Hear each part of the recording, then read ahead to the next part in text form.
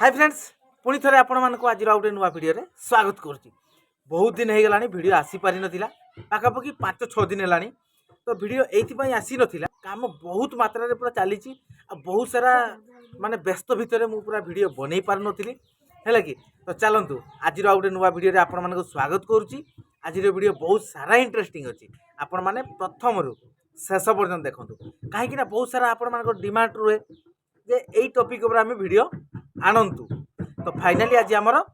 1300 square फुट्र निमटाल पर्यंत पूरा इटा जोड़े कंप्लीट हो जाइए आ न्यूट्राल काम आरंभ हो। तो चलतु न्यूट्राल लेवल पर्यंत इटा जोड़े जो होती पर्यंत आमर केते टंका खर्च आसी ता विषय आम जाना आउ कौटी केतटा रूम होती कौन कौन सब हो 1300 स्क्वायर फुट भितर।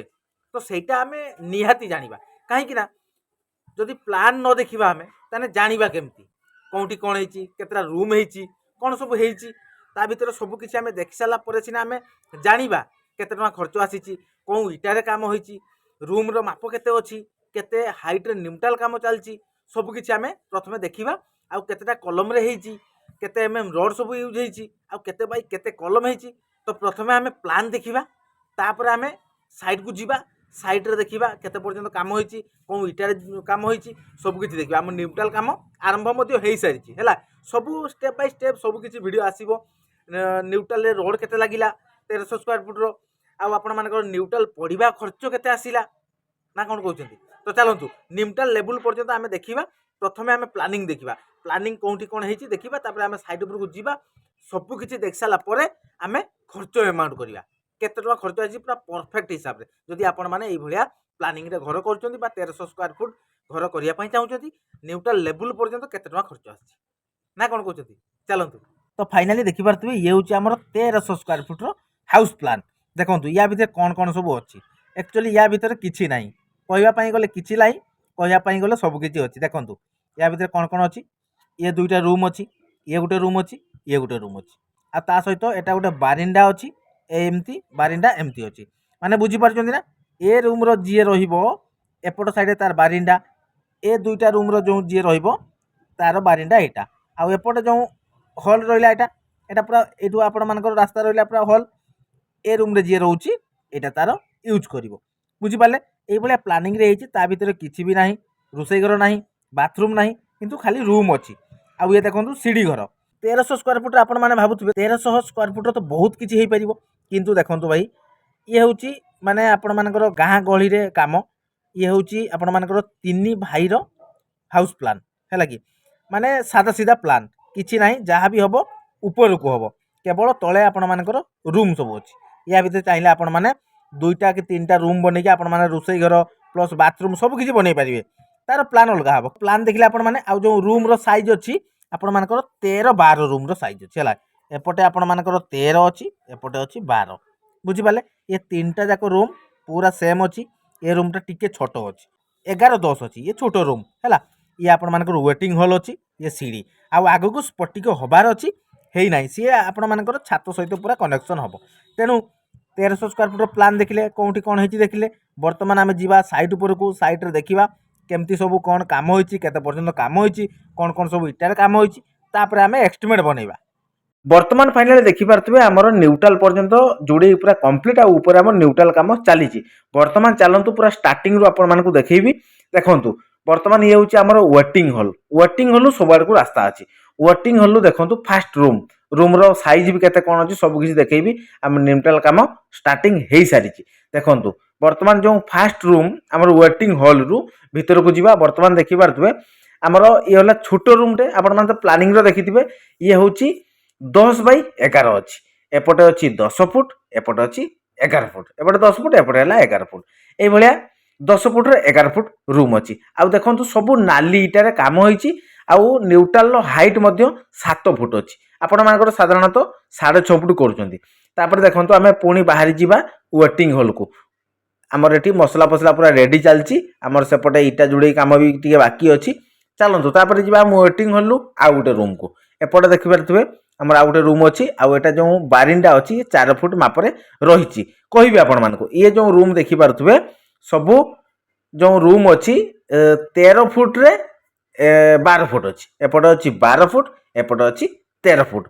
आ सब भीतर साइड जो कांथ जोड़ी होती सब 5 इंच रे अच्छी आ बाहर साइड सब कांथ 10 इंच रे अच्छी आ न्यूट्राल काम देखो सब स्टार्टिंग हो गलानी आ एठी जो बारिंडा अच्छी ये 4 फुट मापर अच्छी कहीं जो रूम अच्छी सेपट साइड रे माने यूज करिया पई सुविधा हबो एपट रूम रो जो रहिबे लोक सेपट साइड रे यूज करिया पई सुविधा हबो पुणी आमे एपट साइड को बाहर जीवा वेटिंग हॉल को मेन जो सामने हमर वेटिंग हॉल अच्छी वेटिंग हॉल आमे पुणी जीवा हमर 7 फुट मापर बारिंडा अच्छी सेपटे चलंतु देखिबा हमर केतरा रूम अच्छी देखिबार तुबे दुईटा रूम अच्छी पाखा पके ये गोटे रूम आ जो मझिरे हॉल अच्छी ये पूरा 7 फुट मापर अच्छी हैला कि ये पूरा 7 फुट अच्छी हॉल माने ए रूम रो सामना रे यूज करि परिबे आपण माने ये 7 फुट चलंतु वर्तमान जीवा रूम भीतर को रूम रे केते कोन काम होईची आ केते मापर अच्छी देखि पारतुबे गोटे रूम रे हमर दुईटा झरका अच्छी एपटे अच्छी 13 फुट एपटे अच्छी 12 फुट बुझी पाले 12 13 रूम अच्छी आ दुईटा झरका देखंतु अच्छी आ झरका रे हमर सेंटरिंग काम कंप्लीट हो जाईची तापर हम न्यूट्रल काम आगेइबा हैला आ भीतर साइड सब 5 इंच रे अच्छी वर्तमान चलंतु आ गोटे रूम को जीवा एपट रूम तो आपण माने देखिले केमती कौन काम होईची आ सब नाली इटा रे काम होईची माने माटी इटा जोंडा हैला कि फ्लायर्स इटा जमा भी लागी नाही एपटे देखंतु हमर ये भी जो रूम अच्छी ये रूम रो माप भी सेम 13 फुट रे एपटे 11 फुट बुझी पाले तीनटा जाक रूम पूरा सेम अच्छी आ जो दुईटा झरका अच्छी देखंतु झरकार माप अच्छी 4 फुट सेपटे झरकार माप अच्छी 4 फुट दुईटा झरका गोटे रूम रे एइथि पई रखा जाउची ना वेंटिलेट भल भाबे हेई परिबो हैला कि आ मझिरे जो पार्टीशन 5 इंच रे अच्छी आपण माने कहली चलंतु वर्तमान आमे देखिले आपण माने भी देखिले केमती कौन सब काम होईची केतरा रूम होईची ये जो वेटिंग हॉल रे सीढ़ी काम हमर होबार अछि हैला कि जो कलम अछि देखि पारचंती ए कलम रु हमर ऊपर को उठिबो फास्ट गोटे स्टेयर पुणी सेटु जीवो से कलम रु ऊपर को निमटाल ले जाई आउट स्टेयर लागिवो सी टाइप रे सीढ़ी हमर होबार अछि तापर पुणी सेटु छात को जीवो आ जो कलम अछि कलम सब 10 बाई 10 ये सब 10 बाई 10 अच्छी आ हाइट 7 फुट पूरा 7 फुट हाइट रे निमटाल पड़ी माने पड़ीबो सॉरी पड़ी पड़ीबो हैला कि चलंतु वर्तमान हम ऊपर को जीवा ऊपर रो व्यू किछि देखिबा आपण माने भी देखिबे देखि पारथुबे हमर जो वेटिंग हॉल ले काम चली वर्तमान मसला फसला रेडी चलची सेठी सीढ़ी काम हबो आ सेपट साइड रे आपण माने देखिथिले गोटे रूम सेपट साइड रे तार 4 फुट रे बारिंडा अछि आ एपटे देखंतु 7 फुट जो बारिंडा अछि एपट साइड रे दुईटा रूम अछि आ रूम रे सब दुईटा रूम रे दुईटा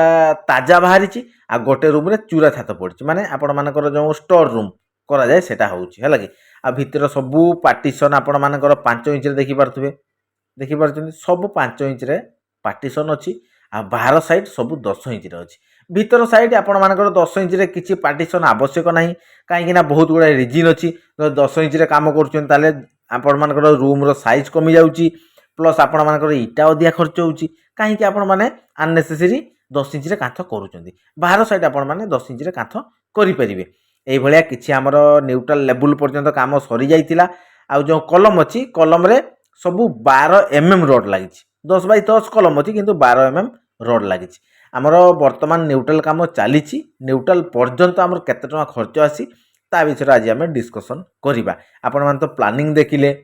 आउ आपण मानकर जो भीतर पार्टीशन सब 5 इंच रे अछि सब चापस मारिक रेडी कर दिया जाइछि सब पटा सेटिंग हबो तापर हम न्यूट्रल काम हबो केमती कोन न्यूट्रल काम होउछि केते रोड लागुछि केते टका खर्च आसुछि ता विषय में आपण माने पूरा क्लियर भाबे जानि परिबे तो चलंतु वर्तमान आपण माने देखिले सब किछि प्लानिंग सह केते पर्यंत काम होइछि आ कोन कोन सब काम चलीछि सब किछि तो आपण माने देखुचंती तो चलंतु केते टंका एस्टिमेट हमर हेइछि न्यूट्रल लेवल पर्यंत